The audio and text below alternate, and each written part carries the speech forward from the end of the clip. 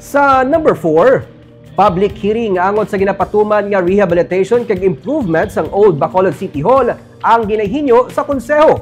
Yari ang report. Halos wala na sa may nagatindog nga haligi matapos ga ma-demolish ang daan nga City Hall sang Bacolod. Agosto, sang ginsuguran sang Bacolod LGU ang rehabilitation kag improvement sa daan nga infrastructure para mas mapatahom ang ginaplano nga 4-story building nga may basement para sa dugang nga parking spaces. Pero ginakwestiyon ni Anay City Councilor Attorney Archie Baribar ang pagdemolish sang daan nga City Hall dungan sa ginihinyo nga public hearing sa konseho. Nakasaad sa sulat ni Baribar kay incumbent Vice Mayor Elcid Familiaran nga may pending case pa nga na-file ang eredero sang pamilya Luzuriaga angot sa propiedad nga natindugan sang daan nga City Hall. Butang nga para naman kay City Legal Officer Romeo Carlos Ting Jr., hindi dapat diskusyonan sa publiko sandig sa sub judice rule pending sang desisyon sang korte sa na-file nga kaso sang 2009. Subong daw submitted for decision na ang ginapanol nila ang title sang City Hall. Balibawion nila.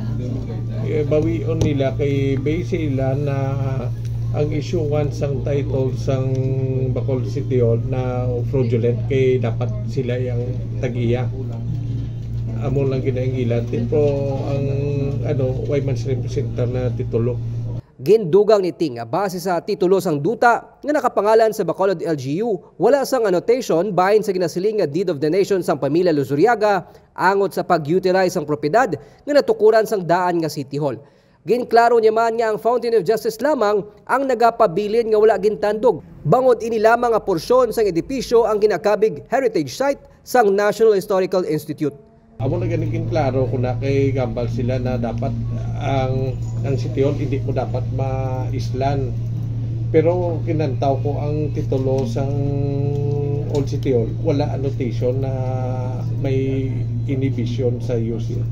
Naendorso na sa Committee on Laws and Ordinances ang request ni Baribar nga isa man sa nagserbe nga intervener sa claims ng pamilya Luzuriaga. Ginsirin ni Councilor Al Victor Espino nga iya pa pagatunan ang merits ng request ng anay konsehal. Pero nagapati siya nga ang pagkaayos ng daan nga City Hall ang kinahanglan agud maggamit ini kag madugangan ang mga opisina sang syudad.